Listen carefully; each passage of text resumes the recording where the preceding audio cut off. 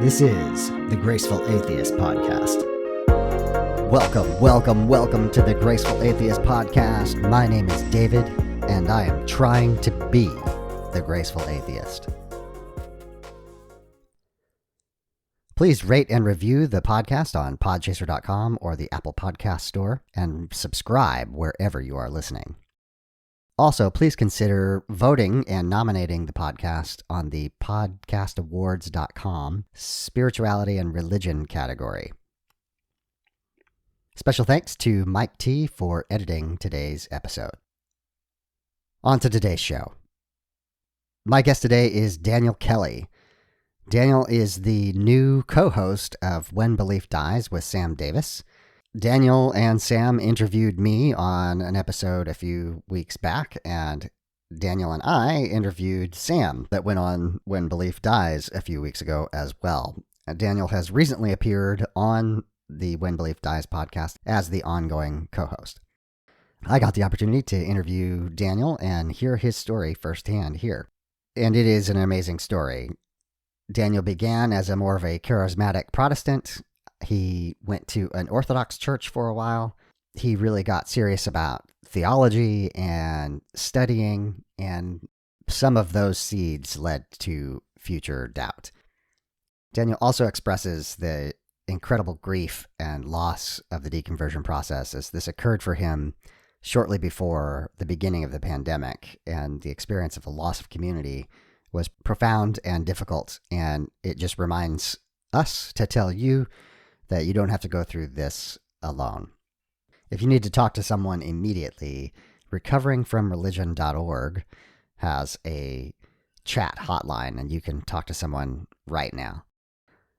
Seculartherapy.org also has a list of secular therapists that we highly recommend. But now, here's my conversation with Daniel Kelly.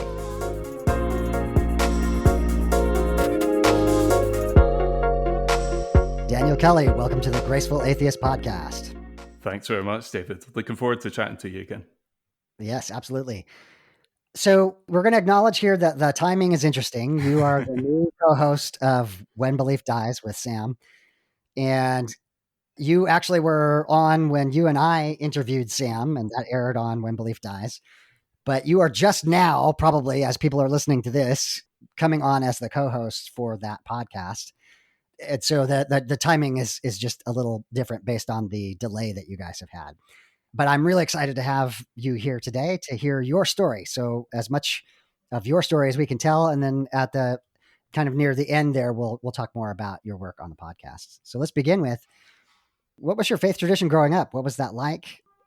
Were you a really serious Christian? Yeah, so I grew up in a Christian household, and it was a far more charismatic, gifts of the Spirit kind of church that I grew up in. And, obviously as a kid, that's all I knew. I sort of went along with it. But as I sort of entered into my teenage years, I found this magical thing called theology, and I absolutely loved it. I had a copy of Wayne Grudem's Systematic Theology, and I'd worked my way through the entirety of it. And I found that the church that I grew up in, I became more skeptical of the cultural Christianity. And I started to question, well, is this true, or is this just what people want to be true? And I found in theology, like, okay, now I'm actually accessing the truth. Right. That's sort of how I viewed it. And I went around a bunch of different churches in the end in the local area, and I really struggled. It felt like they all sort of had this culture of Christianity, but having these theological conversations that I was reading about in all my textbooks just wasn't going on, and I really struggled with that. So curiously, I ended up at an Eastern Orthodox church in interesting. Edinburgh. Okay. which was tiny because it's Scotland. This is not in the East, so you didn't expect much orthodoxy around. But I fell in love with it. Obviously there was just such a different type of worship, but it felt older. It felt ancient. And alongside that, they introduced me to a lot of the early church fathers, people like Basil, Chrysostom, Athanasius, these sort of people, and discovered the work of Augustine as well. Okay. Who, as I was engaging with Reformed theology, was a key part of. So, there was some really great teaching there as well. So I absolutely loved the place, and But eventually, I moved out of Scotland. I went to work for a Christian charity down in England, in Yorkshire, and round about there, I had the same struggle finding a church. I couldn't find an Orthodox church with the same sort of culture. There were very other few Christians who would have had any real knowledge of Orthodoxy, never mind were right. Orthodox themselves. And yes. I wasn't fully Orthodox myself. I wasn't fully part of that church, but I would have said I had the heart of an Orthodox, the mind of a Reformed Christian. And, this was my Christian project, to find what was the true Christianity at the very core of it, because the Orthodox claimed to hold on to the original Christianity. The Reformers were trying to bring it back to the original Christianity. So right. I wanted to get at that sort of eternal truth. Man, you're telling my story about theology being an important part. I often say that the Jesus of the Gospels won my heart. I've come for the sick and not the well. That was like, I'm there, right? But it was theology, and specifically systematic theology in college for me, that was like, that won my mind. And like, I think I remained a Christian for much longer than I would have had I not had that theological background. And it kind of gave you the playground to work with, to have a kind of a never-ending puzzle to work with and engage the intellect in some way. The question that I have for you is, I think it's relatively unique, rare, let's just say, to go from a more Protestant to beginning to look at an Orthodox church. What were the differences, and was that striking to you in some way? And where I'm getting at is, I think many people remain myopic in their own cultural Christianity, to use your term, and then they can be shocked when they go even to the church down the street, right? Yeah. So what was that experience like? Yeah, I mean, I guess the curiosity took hold, first and foremost, and just, I guess because it was outside of my culture, all I could get out of it was the more things that I could understand and things that I could intellectually engage with. But also there's sort of because the liturgy is that they use in Orthodoxy is so old. Yeah. And you're surrounded in that room with all the different icons of these, heroes of Christian faith. There's almost a timelessness to it. And it's closer to, I can't get along with meditation now, which is weird, because in that Orthodox liturgy, it almost feels like a meditative state. Right. And to describe it emotionally, it's sort of like the walls fall away and you're there with the church throughout, not just throughout the whole world, but throughout all time. And it sort of connects you into that wider story, which I guess because I was on that intellectual journey trying to uncover sort of more historical intellectual Christianity, that sort of experience alongside it sort of coincided with that. So yeah, it was kind of foreign, and I just asked so many questions, which obviously yes. They were more than happy to these Somebody's are great questions. Interested,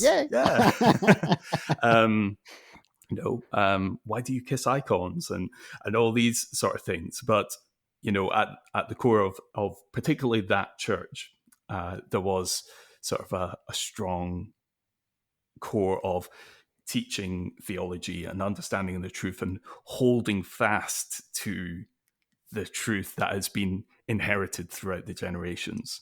And it was more that side of things that I really enjoyed going along and engaging with time and again.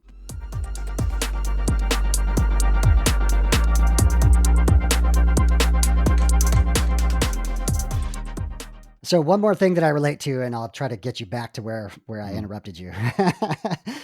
I talked a lot about when I was at Bible college, we would have our dining commons would be open 24 hours a day, and you'd literally be in there at 4 a.m. having some deep theological conversation. And when I got out of college, the hardest thing for me, the most difficult thing was that people did not want to have 4-hour conversations at 3 a.m. And ironically, coming full circle, a lot of the work I'm doing today is people want to have these deep conversations, right? Yeah. And when we find each other, that's really exciting. And so I definitely feel like you're a kindred spirit, if I can use that term, in that regard. And then secondly, to get us back to where I interrupted you, you were talking about moving and trying to recapture lightning in a bottle. And I relate to that as well. Like when you are forced to go to a different church, even within your own denomination, you don't always find the same feel that you're looking for. You have a sense of what you want to be there, and when it's not there, it can be disorienting. Yeah, absolutely. I very quickly sort of came to this recognition that denominations meant virtually nothing. Every single individual church had kind of its own culture, and it was very few that actually really, I felt, captured Right. that desire for truth over and above what was comfortable, and part of the culture. And when I was in Bradford, it took a couple of years, and eventually I went along to a church where they taught the entire Bible. I mean the entire Bible. Like literally, their sermons were: this week we're reading chapters 1 and 2. Next week we'll read chapters 3 and 4. Right. Then 5. Like, not a single verse was missed. The good, the bad, and the ugly. And this was what I struggled with so much. Working in a Christian charity where you're surrounded by all these different types of Christians, and the theologian in me was like, every single time someone says, "For I know the plans I have for you, plans for you to prosper," it made me so angry. I mean, I laugh now because obviously my interpretation was just as much of a reading into that passage, saying it's a promise of Christ as theirs is now. There's a funny arrogance that I now view my former self with that I had then. But the way that people used the Bible more like a scrapbook, where you took out your favorite passages and just held to that, rather than, no, actually, this book engages with the hardest and darkest themes of life, and we should be engaging and embracing of that. So I eventually found a church, and it was, a far more conservative, fundamentalist church than I was used to. As much as I was quite a strong Christian, I was also quite lefty in my politics, and I'd grown up with a feminist ideology, as the standard, and so going along to a church where suddenly I'm then having to challenge myself as well. When they started to teach about complementarianism, and all of a sudden I'm like, I'm not comfortable with this. Yeah. But at the same time, the challenge came back. Well, I was trying to escape cultural Christianity. Am I just dismissing what the Bible actually says in favor of the culture that I'd grown up in?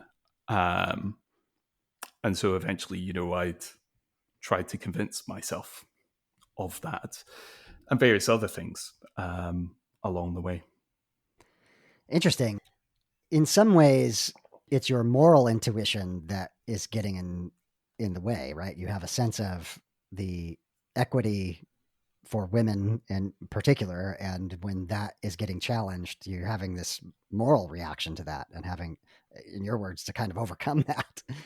Yeah, absolutely. And I remained part of that church for 6 years. Learned a lot there. They were really intensive with the teaching of sort of biblical theology and sort of reading the entire book, I felt like I learned a lot. But yeah, there was always that discomfort. And while I felt like I could really get along with and accept the people in my church, sometimes the wider community, when we went along to conferences, because the other thing was, obviously, I always struggled with LGBT issues as well. And, going along to a conference where I'm being told, oh, you should support this legal campaign to against gay marriage, it was always this really uncomfortable, like, in me, because I didn't have this disgust response to Right. homosexuality. And while Yeah. the vast majority of people I've been attracted to have been women, there were exceptions, and I just went, but I was a very good Christian boy, and I repressed everything. Never mind. So it was just one more thing on the pile, Sure. and Right. it. But at the same time, I could see the disgust response coming out of people, and that was driving their theology rather than, for me, it was a reluctant, well, God has said this, and I can't question that. It's clear, Right. and we have to submit to God. But it was this very reluctant. So yeah, these sort of two moral issues around, Human beings. yes, human beings. Yes. Oh, and it's so much easier now to just Yes. embrace all that. Yes. I don't have to hold this conundrum in my head. Right. Yeah. So these really came out quite strong. So what happened is I got a job offer down in London, and it was a great opportunity. And obviously, London had many churches, most Sure. of which were considered good ones within our circles, and so where you could get good teaching. And so moved down there, and so obviously stepping back into a secular workplace, having been in this Christian community where I worked at a Christian workplace and went to church, and by this point 95 to 99% of my social circle was Christian. Right. Okay. It was actually really quite hard to break out of it a lot of the time. And literally, I'm in the office the first week, and it would have been actually 3 years ago, almost to the day now, because of course the very first, one of the first things that happens is I'm meeting some people, and they give me this rainbow iced cupcake for Pride Month. Okay. And I'm just stood there holding this cupcake going, oh crap, what do I do? Can I eat the cupcake? If I eat this cupcake, am I betraying my Christian values? Am I betraying their values? And I kind of had an intellectual answer to this. And obviously I was not someone who's shouting this from the streets. And I had a very clear gay marriage should be legal. God's law is something separate, and, all this sort of thing. But still the idea that actually, no, I'm now actually working alongside and engaging with people on a regular basis who are homosexual, gay, bi, trans, and I want to engage with them, and I want to, I started to really go, how am I going to explain this if it ever needs to come up, and how am I going to talk about this? And also because I'd taken a job where I was managing policy and sort of the development of debt advice, I knew that a lot of my policies really impacted women, and I was reading an amazing book by a woman called Caroline Criado Perez called Invisible Women, talking about the biases that are built into systems and places by men, because we just assume, well, how we live our lives is how people live their lives, and so therefore women are sort of missed out. They're made invisible. And it's built into medicine and technology and business Absolutely. and almost every facet of our lives. Yeah. Yeah. And I love this book. And obviously for me, this was now a massive challenge. And it was that then made me go, I'm also uncomfortable when I read passages in the Bible where I could come up with an apologetic. I could use every hermeneutic trick in the book to try and, but more and more, I started to read the Bible a bit more with a anthropological lens, Okay. And there were some other types which we'll get to, but the passages where I was reading, where was it an easier and more sensible position, or made more sense that actually the passages that related to women were coming from men with that perspective versus coming from a God with a omniscient perspective. Right. And obviously, there are some truly horrendous passages in the Bible in relation to this. And, there's passages like Numbers 5 where I could provide an apologetic for it. I could just about squeeze it out so that I could hold to that passage and try and argue that not only could I answer it, but I could show how it was a good thing in terms of purity and the importance of Jesus's genealogy and things like that.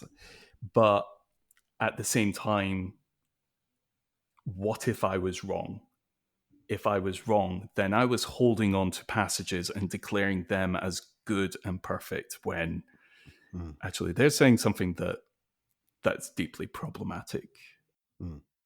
Could you refresh me on Numbers 5? I'm sorry, I don't have that off the top of my head. Yeah, no worries. So Numbers 5 is a tricky passage where effectively if a woman is suspected of sleeping with a man who is not her husband, then she would be brought in front of a priest who would take some holy water and some dust from the tabernacle, mix it together and force it to her to drink. And if apparently, according to the verse, if she's not slept with the man, she'll be fine, and she will go on to give birth. If, however, she has slept with another man, then she will be cursed. And the description of the curse is that her womb will swell and her thigh will fall away. And when you take that sort of a theological reading of that text, you can sort of say, well, first of all, this is really important. Genealogies are absolutely vital to the Israelites, and we're going to rely on those genealogies by the time we get to Jesus. And, they're about to enter into the Holy Land. And it's not just any water or any dirt. This is holy substances. And so what we see here is God is in complete control. And it's as the purity and the holiness of his presence touches this awful depravity. And again, I don't know off the top of my head, probably not a lot of mention of the man who was involved in this scenario. No, not a lot. Not a lot. Yes. Whereas obviously, if you read it from an anthropological perspective, her womb will swell after she's supposedly just had sex with another man. But if she's innocent, she will go on to give birth. Probably doesn't take much to read in between the lines here. And that's problematic on a number of levels, because obviously this is not by her consent. She is brought to the priest by her husband. So the thing is you can try and push that apologetic, but the question for me is, but what if I'm wrong? That if I'm wrong, this isn't something people are acting out. Obviously, I don't think any Christians are trying to find the tabernacle to fulfill this, but it's still part of that moral framework of this is what God commands. This is the importance of purity. Even that word now sends a bit of a shiver down my spine, knowing how it's been used, Yes. especially in the context, particularly of sex and women. But yeah, that question really loomed large and became just more and more problematic.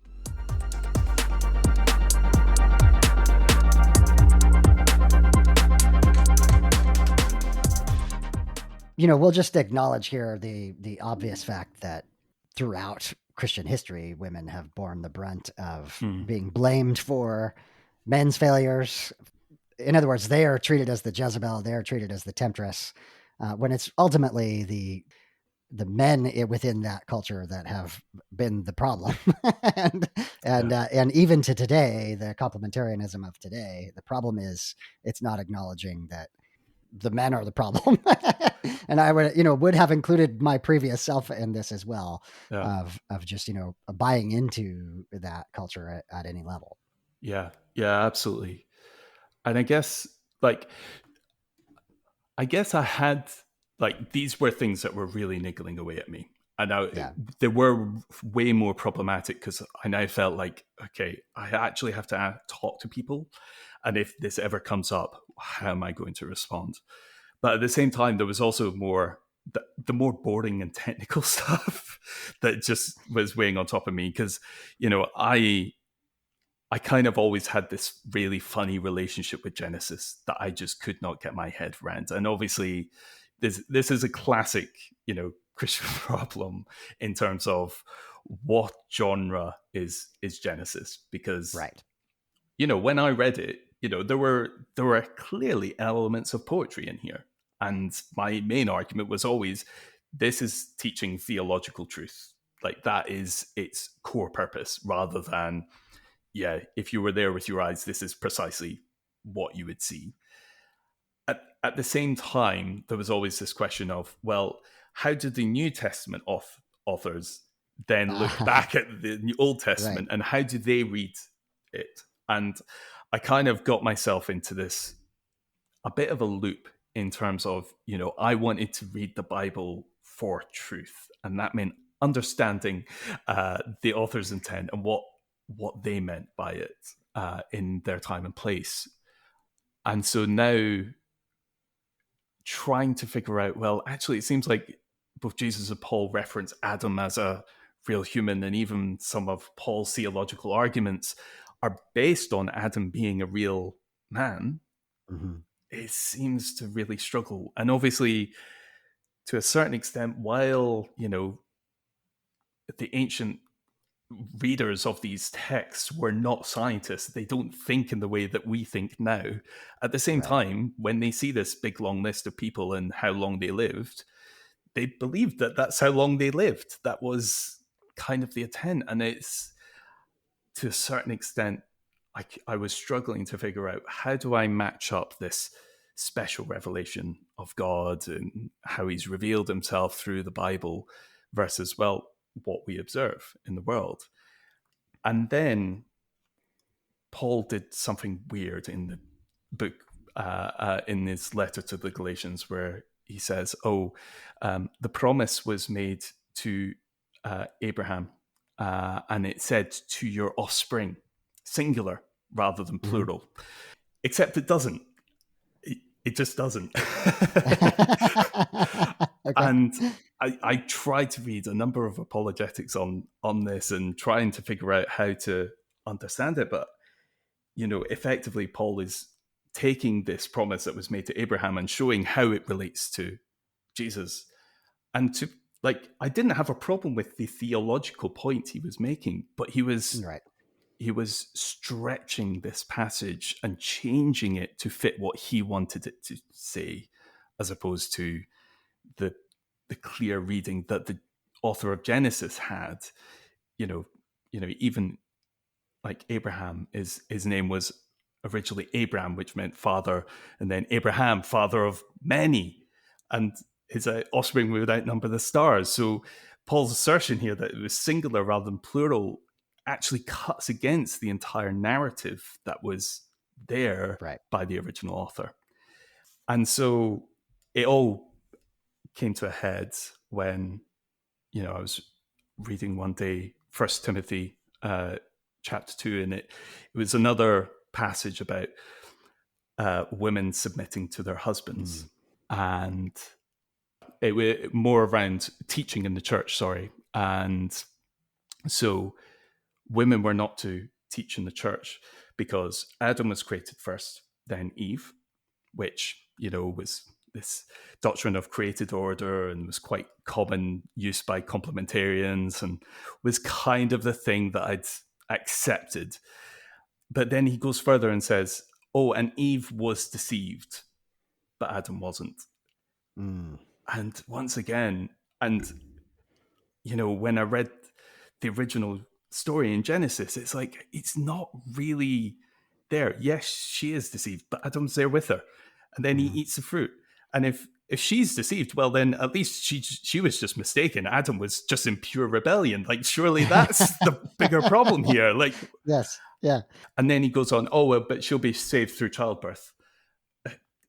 What do you mean by that, Paul? I don't, like, you've just thrown that in there with very little clarity. And how am I meant to take this passage and go, yes, this is good, this is helpful? Or do I take this passage as, well, actually, he's a male and he's living in a patriarchal society, and this is their interpretation. And even, doing some reading around, well, are women more easily deceived? Is there any literature to support such a position? And the answer that I found, sort of reading through a few studies, was effectively a kind of yes, in that women are more likely to be victims of deception, but that's because they're more likely to have people try and deceive them because they're viewed as more easily deceived. It's a vicious circle. Yeah, so it's a self-perpetuating cycle. Yeah. Exactly. Not because of anything intrinsic to them. It's society actually creating its own message. So, and that was just like the pinch point where both this technical concern of I can't make sense of this, and how it was then being used to create this narrative, which, despite constantly trying to tell myself, well, I can't judge God, the more and more I was considering it. And also, I read this obscure philosopher called Zero Yacob, who was also a theist and a Christian, and had sort of thought about different ways of morality. Ultimately, my moral conduct I still had responsibility for. And to me, the cost of being a Christian as a cisgendered, heterosexual, white male was virtually nothing. Like, it was, I probably will look back now and say, actually, there were a good few things I missed out on, and problems, and huge, but in comparison to the costs that it demands of others, it was too great. And, for me, I was worried that one day I would become a father. And, if I had a daughter, what would I teach her? If she came home one day and said, I don't think I'm a girl, or I'm attracted to girls, would she even tell me these things? How much damage could I do? And I think the best image I've found for this is, like, before I could flip a coin, and if God existed, great, I win. If he didn't, fine, I rot on the ground. No harm, no foul. And it looked a lot more like I was just at a roulette table putting it all on one number. Wow. And they weren't even my chips that I was playing with. Wow. That is an amazing analogy. I want to respond to a number of those things. I don't want to take away from any of it, but, like, I have daughters and went through my deconversion kind of prior to them becoming young women. So, I feel like I was able to get around that and really embrace them for whatever they chose, but definitely had the same concerns when I was in the faith, like my daughters were whole, complete, autonomous human beings, and I was going to fight for them.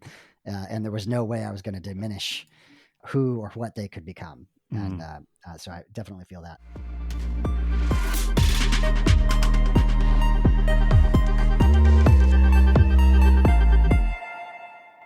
The other thing I want to touch on, and I don't know if I've mentioned this yet on mic, but I recently have done like a Bible study with my wife and some friends, and it's interesting because it's going through the Old Testament, and it was reminding me of some of my Bible college training. So you have these two ideas. You've used the word hermeneutics, which is how we interpret things, but the other word that is really important is exegesis, which has nothing to do with Jesus. It's a G in there.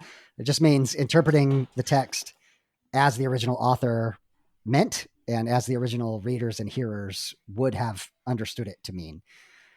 And then a third concept that is either very heavily implied or sometimes overt is this idea that you read the Old Testament in light of Jesus. And as I'm sitting here, as an atheist with my family, it was kind of this epiphany moment. Like, wait a minute, you can't do both of those things. You can't do exegesis correctly and read it in light of Jesus. And so what you highlighted earlier, and I want to compliment you, first of all, for being one of the most detailed people that is very specific, Daniel. But what you highlighted was not only our propensity to read into the text, our current culture, but Paul's tendency to read his culture into the Old Testament text. And that is the thing where we break down. And my simple example of this is when I had Meir Simcha on, who's an Orthodox Jewish person. He pointed out that Isaiah 53 has not only nothing to do with Jesus, it has nothing to do with the Messiah. And, so that just to give you perspective on the original hearers didn't hear, oh, this is talking about the Messiah. Now, as an atheist, it's easy. This is a human document. These, as you've said multiple times, everyone who is an author of a biblical text is writing a theological document. They are making theological points. They are making theological points within the culture that they are living in. And on, this side of faith, it is so much easier to just accept it as it is and recognize it for all of its flaws and some of the wisdom that's there as well. And, and not be obligated to accept every word of it as literal truth. Yeah. And I do think, obviously, like, just because I'm saying this is not a divine book doesn't mean that you have to strip away its humanity as well. You read through Ecclesiastes and you're just thinking, were you friends with Jean-Paul Sartre? I mean, you're just having this existential breakdown. And if you just at the very end had gone, well, life must be absurd, we could have just had an early existentialist, but instead it finishes, therefore serve God. But, actually... Which many people believe is tacked on, by the way. So, yes. Yeah, it's brilliant. I think, you can see some real humanity in it. And I think when you do appreciate it as such, and I think this is sort of, I guess, sort of some of the stuff I was going to touch on, but, obviously... coming out of Christianity, I just wanted to destroy it all. And a certain extent, actually, this, is in a lot of my learning since, I guess I've actually come to appreciate more of, this is a human story. And it's created by humans. And for that, I can just appreciate that it's going to have all the characteristics of humanity in all its brightest and darkest points along the way. Yeah. To drive this point home just a little further, in the last 10 years, just the last 10 years, we have gone through dramatic cultural changes with the acceptance of LGBT marriage, trans people. We're having a racial reckoning of the systemic racism within Western cultures in particular. And, so that even in my lifetime, I can read something from the 90s and think, oh man, that's problematic. So no wonder you're reading a document that's 2,000, 3,000 years old. It's going to be problematic. And if we don't just accept it that these are human beings who are flawed, they're in their context and their setting, that is just always going to be a terribly frustrating process. And then if you add on top of that, trying to interpret it as literal and authoritative truth, that's where things go deeply, deeply wrong. Yeah. Yeah, absolutely. Absolutely.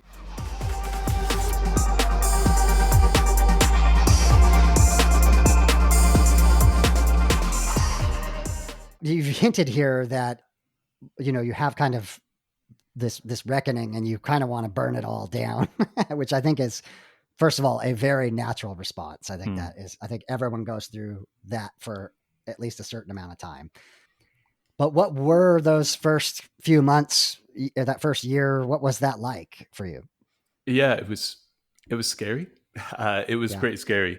It was not even, I can't remember exactly when, but not long after that, I was just in the house and my wife turned to me, as she quite often would. She was reading 1 Timothy chapter 2, and she was wondering what Paul meant by, oh, and she'll be saved through childbirth.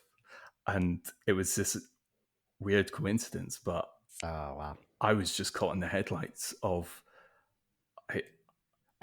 all I said was, I don't know. I moved on because it was truthful, and but I didn't know what else to say, and I was scared of what would happen if I said much more.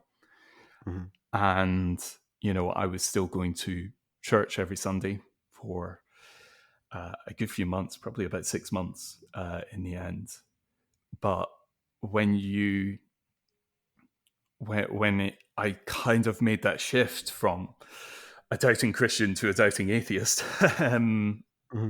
you see so much more when you observe from the outside, and you see because in my job I was having to learn a lot of behavioral science things as well. You can see it in the songs. You can see these little nudges towards submit. Jesus is the only answer, so if you leave, you're going to be in trouble. In the sermons, and this will satisfy you for a bit, but you'll need to keep coming back. It's you see so much more. And you cannot unhear the manipulation. And it got harder and harder, and obviously I was just feeling like a fraud because I still had all the knowledge. It's like the skill set hadn't just disappeared to be able to read a passage and bring to light various historical facts and into different interpretations and weigh stuff up. And so I could still do stuff. And yet at the same time I was going, but I don't believe it. But I don't, this had been my entire life. And, I'd only just moved. I'd not long moved to London. This is probably a good year after I'd moved down that this is going on, and I don't know what exists outside of that community, but I just couldn't do it anymore. And I eventually started to tell people, and obviously, I felt a lot of people responded with pity, mostly. Obviously, there was suspicion as well. I got a dozen books just sent to me without any notice. No one was really willing to have a sit down conversation with me, and especially because I'd done quite a lot of reading. I knew that, and I kind of had my arguments as to why I don't think this is either right or healthy. Right. I was afraid of speaking out. And, for me, atheists were Richard Dawkins or Christopher Hitchens. They were the smug, snarky Oxford men. Yes. who are just mean, and I didn't want to be that. Like, they were still my friends. They were still people I wanted to connect with, but at the same time, and also looking back, I projected a lot of anger because, I was angry with who I was as a Christian. I was angry with the way I'd acted. I was angry with the fact that I'd laid aside my moral intuitions under this, oh, well, I can't question God. I need to accept the truth. And not really, I felt, engaged with these things properly. Like, why had I not asked these questions sooner?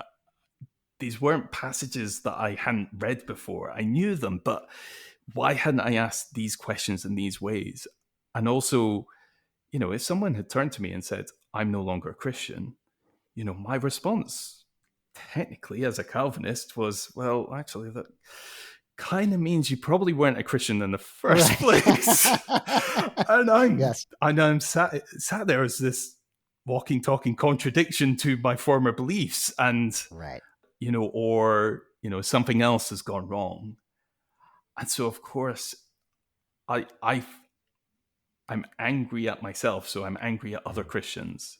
And I also feel that there was some rejection. I mean, I went for a walk with a close friend of mine, someone I was really close with, and who I had taught a lot through my Christian journey. They were originally a Christian, but they were this very liberal, free-flowing, God is just love kind of Christian.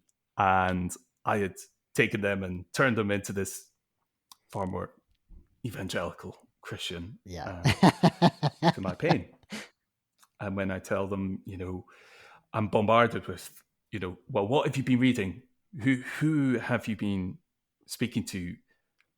How could you come to believe something so evil and arrogant?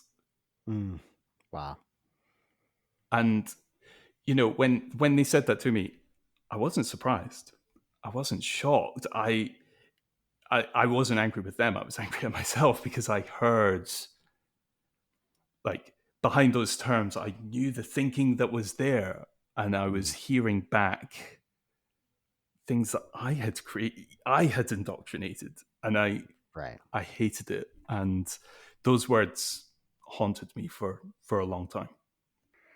Man, Daniel, I can't tell you how well you are expressing this idea. I think that the guilt that we feel for what our former selves have said and done, and you have the kind of the literal experience of having a friend kind of mirror that back to you. That's pretty intense. That's a pretty intense experience. I think part of this deconversion process, or post deconversion, or however you want to say it, is forgiving yourself. Like a few episodes back, I talked about, you did the best you could with what the information that you had, right? That was your understanding at the time. And all of us have said terrible, terrible things that we wish we had back, right? When we were living within that bubble. Yeah, absolutely. And it took me a long time to get through that. And also to get through, how I then responded to all this. Because, a few months later, I wasn't connected into the church. Unfortunately, my wife and I separated.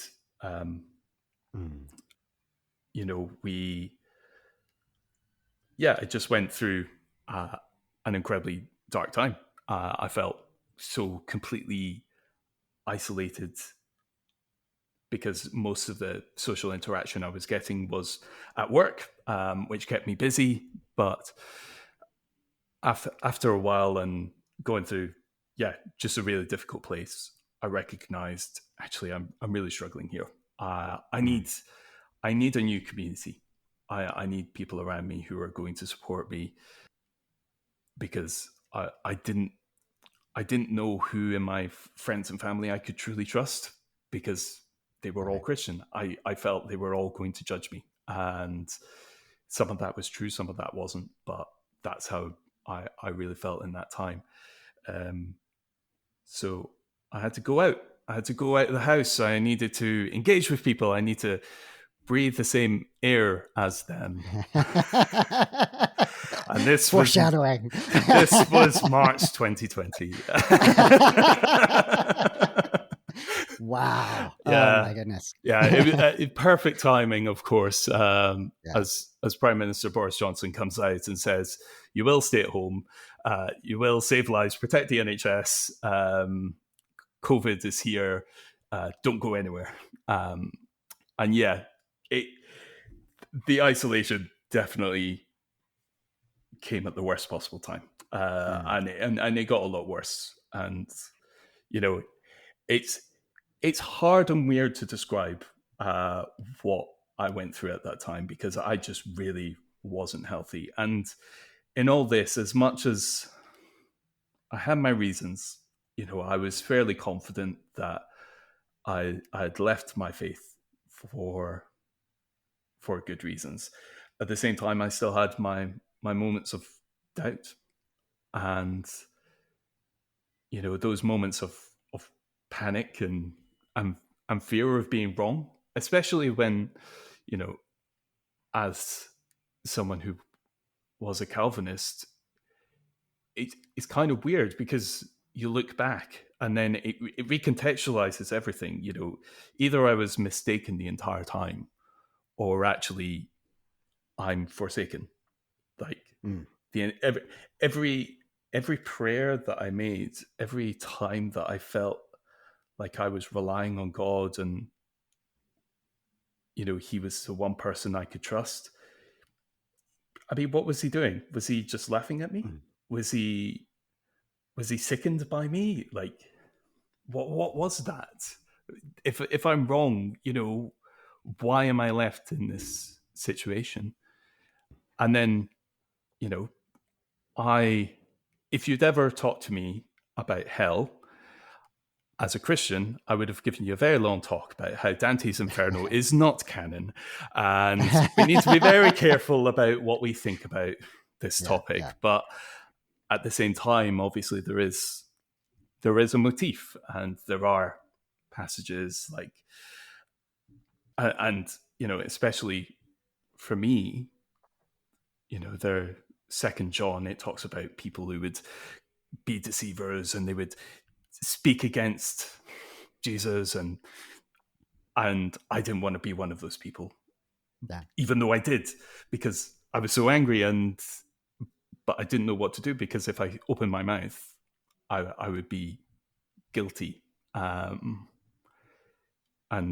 you've got passages in Revelation of a wine press where the people are thrown in, and Jesus tramples them to death until the blood runs for 200 miles. You've got Romans 9, where it talks about vessels of wrath. And this was like the passage that really just was constantly in my mind, because it talks about people being prepared for destruction, being set up so that, and the kicker for that was the vessels of wrath were prepared for destruction so that God's glory might be known to his vessels of mercy. And, for me, in those moments of panic, in those moments where I'd got things wrong, it would feel like, okay, this is what God created me for. God created me so that I would have this moment. I would start to speak out and tear at my friends and family, so that in the final day, he would have this long list of things that goes, see, you're nothing but this vessel of wrath, and I'm going to crush you to the cheers and adoration of your friends and family. That's dark, Dan. Yeah. And yet, I knew this wasn't rational, and I think that was the thing that really got to me, because I'm usually this calm and collected, rational kind of person. Like these horrible fears were something else, and there were things that I try and tell myself. It's like, well, you're not scared of Allah. You're not scared of these other gods with other forms of hell. Why? This is the indoctrination, and you just need to work past this. But at the same time, obviously, and I was aware that also it was no coincidence that a lot of this is happening with the isolation and with that cutting off of people, and this disconnect from, you know, the huge social circle that I had. And I felt like I couldn't even turn to my new work colleagues or some of the few non-Christian friends that I had, because if I then had to say, well, I believe this, they'd go, sorry, you believed what? Right.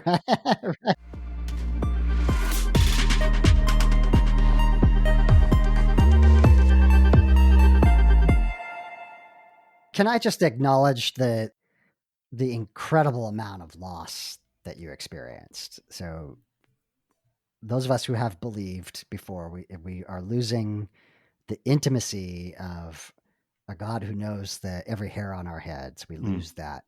We lose, as you mentioned, 95% of your social circle were Christians. So you lose that. That was the end of a marriage. So that's got to be devastating. And then on top of all of that, the pandemic is happening. I mean, you're breaking my heart, Daniel. Like, I feel for you. I know what it's like to go through parts of that, and you were having all of that at one time. That is absolutely incredible. It was bad timing, certainly. Yeah, and, yeah. You know, I did find my way through it, though. And I guess and even through the darkest times, there was always something. I was always driving myself forward. I knew there was a way through it, and I could kind of find that way. I wish I'd gone for therapy at that time. I really should have. That was a mistake, because I was on the edge, and in a really unhealthy and unnatural for me state coming out of it. But you know, a couple of things started to help.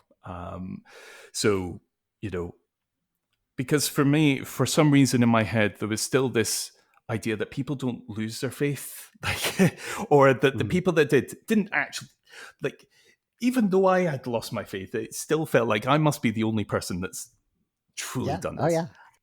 And then I just thought, I wonder if, like, I went onto YouTube, and I think I just typed in former Christian, and I started watching videos. I remember coming across a guy called Drew in his channel, Genetically Modified Skeptic, a great atheist activist. And I remember seeing his videos, hearing a bit about his story, seeing him critique other atheists for the same things that I was like, yeah, that's what I don't like about atheism. And sort of demonstrating a bit more of actually, as atheists, you can have empathy as well as intellectual rigor. And I'm like, yes, okay, yes, that's it. And a various bunch of other people, including, you know, going on to Facebook one day, and a friend of mine, Sam, put up that he was going to be on Unbelievable. And I thought, oh, Sam, that's cool. I wonder what atheists you'll be debating, because I'd just been watching some of those episodes. Until he put up another post that was recommending Alex O'Connor's video. And I was like, hang on a bit, Sam. Hang on. I did a bit more looking, and I came across his blog and his podcast. And we had worked at the same Christian charity, and basically had gone our separate ways when I moved down to London. It's funny looking back at his texts then. We're just texting back, oh, I'll be praying for you as you're moving down, and all these sort of things. Yeah. Oh, that's hysterical. And all of a sudden it's like, I know someone who has gone through this. Like, and so I reached out to Sam, and obviously we started talking again. And, you know, obviously a couple of months later, that's when we then actually said, hey, do you fancy joining me on When Belief Dies? Yeah. When obviously I'd moved past quite a lot of this. So yeah, so that was great. And also, obviously, Sam introduced me to your podcast as well, and hearing Yes.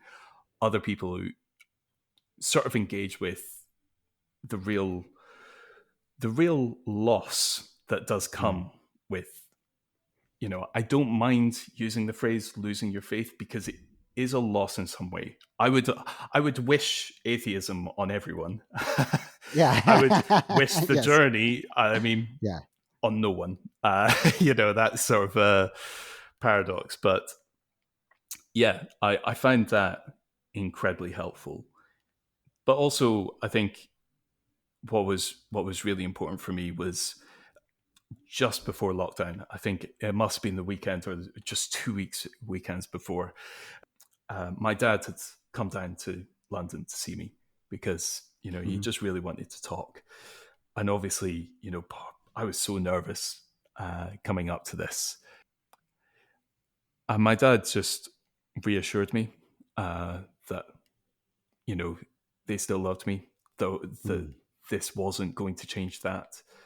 And as much as they'd said that when I first told them, there was still a lot of doubt that actually that was true. But he said, "I've just got one question. Do you think I'm stupid for believing in God?" And it's kind of funny because of all the questions, like it seems weird that it wasn't a question about me, but just sort of his own insecurity about this situation. Yeah. It kind of took all the pressure off of like, that's an easy one to answer. It's it's like, no, I don't think I was stupid for 28 years and then suddenly got intelligent. That's not how I think this works. Right, exactly. Yeah, but I was able to talk about everything with him and actually just really recognize, no, I was still loved by them. I was not a failure as a son. Yeah. And eventually went forward for some therapy to work some things through.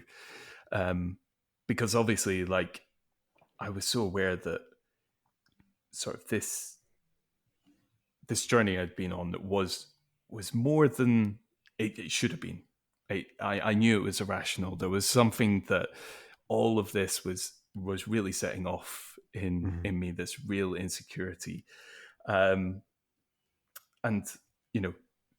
even when my dad came down to visit, he had said to me, his main worry was that him and my mum had been bad parents and that they hadn't done the right thing. And obviously, my instant response was to reassure them and say, no, you guys were loving parents. I know you did your best. But at the same time, my mum had multiple sclerosis as I was growing up. My dad used to work Saturdays and all the other days of the week, basically, because we had to keep a roof over our head. We eventually had to lose our house. That's why I work in debt advice, because I actually know the journey of what it's like to grow up in a house that's actually really burdened with debt and to go through that journey. But he would work Saturdays, so the only day we'd have together as a family was a Sunday, and that was the one time we'd be able to spend together. And also just recognizing that, a lot of the behaviors and patterns that I had about myself had grown during that time when I had to be super independent. And when I needed that sort of comfort, actually, my faith had provided that to me as such a young child. And it reinforced some unhelpful things as well. I believed I had to be perfect and I had to be helpful to everyone in order to be valuable. And of course, my faith meant, you have to suppress the desires of the flesh. You need to serve people, and and in the end, you'll hear from God, "Well done, my good and faithful servant." All you have to do is be superhuman, and it's okay. yeah, absolutely. And I think sort of working through that journey, sort of realizing that, and this wasn't overnight, but through a long process, sort of recognizing, as a little kid, I I could not comprehend my mum's multiple sclerosis. I couldn't understand that. I couldn't understand really why my dad had to work so many hours, or why my brother needed extra support. You know, so when I couldn't get sort of the support that I did need, it was sort of this message of I had created this narrative for myself. Oh, it must be because I'm ugly, I'm broken, I'm a vessel of wrath. And when I could really connect with the kid that I'd gone through that and reconcile some of that stuff, all of a sudden this fear of judgment, this fear of from God sort of came into context of, actually, I'd just been taking these destructive narratives that I'd lived with my entire life, and my faith had provided some cover to some things. It had deepened some things. It sort of provided half answers to, and all of a sudden it was all just coming up, and I just had to work through it, and I needed to take the time to understand myself a lot more. And thankfully, I had plenty of time for that, thanks to thanks to COVID. I think as we wrap up, I think it's really something very deeply important that you just described, and that is when you are giving out to someone else and you recognize someone who has been in the place that you've been, and you feel empathy and compassion, and you can then recognize that you are deserving of empathy and compassion and attention when you were a kid as well. So for me, it's drug and alcohol in the family and being the family hero. It sounds like for you, a serious illness and the need for your dad to work all the time. But regardless, in the long run, you aren't getting the attention that you needed and deserved. And when you see that in someone else, that light bulb goes off, and it's like, oh, they did the best they could. This is not an attack against your parents in any way, but you can also acknowledge that you deserved that, you needed that, and it wasn't there. Yeah, absolutely. And that was the thing, like hearing that from my dad, and that was sort of their recognition of they wanted better as well. It was they were doing the best they could, and I'd always wanted to support that message, but recognizing that, and recognizing just, okay, yeah, I need to change the way I think about myself, because I'd carried that along the entire time, and the faith was my coping mechanism. So when that was stripped away, now looking back, it's like I can see why I fell apart just so much during that time. Wow, Daniel, I cannot tell you what a powerful story this is. Your story is going to really impact some people out there. The hell anxiety, in your words, thinking of oneself as a vessel of destruction, I think is very, very common. And it's an area that can take years for people to overcome as they deconstruct and deconvert. So I thank you so much for the vulnerability that you've shown and the depth of your story. I love the detail. It has been wonderful having you on. Grant, thanks very much for having me on, David.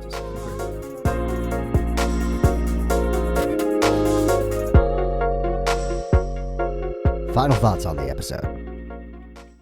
Daniel has an amazing story to tell, and he tells it so very well. I really appreciate Daniel telling his story here. One of the ironies of deconversion is that it's very often that a person has a moral feeling of the wrongness of what Christianity teaches, and that is one of the precipitating events that leads to deconversion. And in this case, Daniel having an understanding of feminism and the autonomy and wholeness of women and LGBTQ community members, as he was going all the way through the Bible, that was one of those triggers for him. The irony being that Christianity tries to claim whole ownership of morality and suggests that non-believers don't have any moral framework. And this is just demonstrably untrue.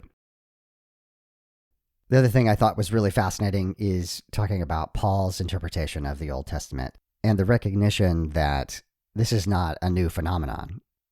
There is no way to approach the Bible without interpreting it. So everyone has an interpretation of the Bible, including Paul himself. And that realization can be really freeing in that you aren't rejecting some deity's word off the mountain. You're rejecting someone's interpretation of the claim that that comes from some deity. And as I recently said on another podcast, whether or not there is an objective morality, and that's a whole other conversation, you should be terrified of anyone who tells you that they know what it is and you should do what they say. Bottom line, that is the most dangerous thing that has ever happened in history, is any one group or any one person who says they know what's right and you need to do what they say. Daniel also expressed this idea of the guilt that we feel about the way we used to talk to people, the things we might have said, the things we might have done. He recognized when he told his friend that he had deconverted, and his friend saw that as arrogance. What was brilliant about Daniel is he recognized that he would have done the same. That's the humility that we need to get to, and that's the secular grace we need to get to, that we would have done the same. So how we handle the conservative believers in our lives needs to be with grace. And that is really, really hard. And it is unfair. But that is the way it is. And then Daniel's experience of so much loss all at the same time. Going through deconversion, losing the community. He said 95% of his social group were Christians. Having marital difficulties right then, probably because of the process of deconversion. And then all on top of that, 2020 hits and we're all isolated. So I just grieve for Daniel, and I'm so thankful that he has made it through. It is a difficult process. I'm not going to lie to you. It can be very lonely. Part of the reason we do this podcast is to say that you are not alone. And as I mentioned at the top of the podcast, if you need immediate assistance, recoveringfromreligion.org has an online chat. I believe you can even get on the phone there. Reach out to them. Somebody can talk to you right now. As well as seculartherapyproject.org, which has a number of secular therapists who you could talk to. You can talk through this process with someone. So you do not have to go through this alone. I want to thank Daniel for being on the podcast, for sharing his story with such vulnerability, and how articulate he was, going into specific verses in Numbers and 2 Timothy and the specific reasons why he had to reach some intellectual honesty. Thank you, Daniel, for being on the show. Remember, you can catch Daniel on the When Belief Dies podcast with Sam Davis. He is an excellent co-host. You can hear he and I interviewing Sam on the When Belief Dies podcast from a few weeks ago, and you can hear Sam and Daniel interviewing me on this podcast a few weeks ago as well. So I will put links into the show notes for all of these things so you can hear more from Daniel. For the Secular Grace Thought of the Week, I want to give a shout out to Tris Mamon. They wrote an article about self-grace after having read some of my work about secular grace. And this ties into what Daniel talked about as well. Having felt gullible, how could I have believed these things? Feeling guilty, how could I have said these things? And it's just really important to recognize that the first person you need to forgive is yourself. I realize how trite this is. This sounds so saccharine sweet, and I appreciate that. But the reality is that's true. You cannot continue to beat yourself up for previous versions of yourself. The mistakes that you may have made, you can make amends if that's helpful. And you can forgive yourself, and you can move on and grow as a human being. So the Secular Grace Thought of the Week is to have self-grace. I have a bunch of interviews lined up in the very near future, but due to scheduling issues, there is a possibility that we may go to an every other week for a while. I'll see what I can do. We'll see if I get things lined up properly, and we'll try to continue the once a week. But one of the things I said to myself when I began this podcast is that I wouldn't beat myself up if I couldn't live up to once a week, which is really challenging, right? That's a lot of work. So we're going to do our best, Mike and I, and I've got, again, several interviews scheduled, and we will try our best to get those out to you as fast as possible. Until then, my name is David, and I am trying to be the Graceful Atheist. Join me and be graceful human beings.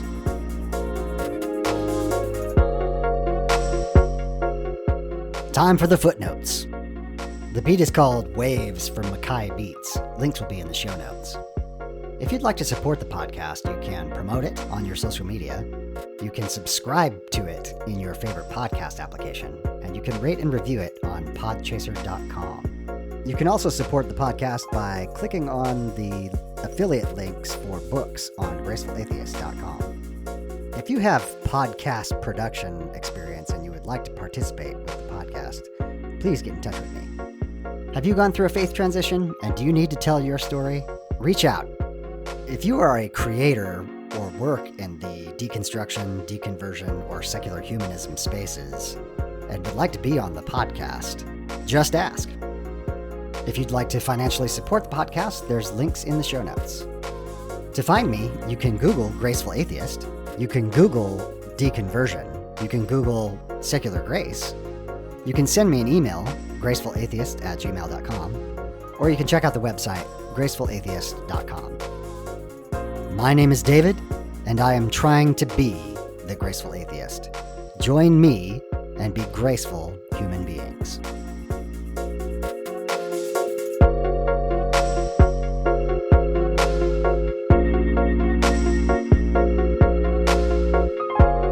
This has been the Graceful Atheist Podcast.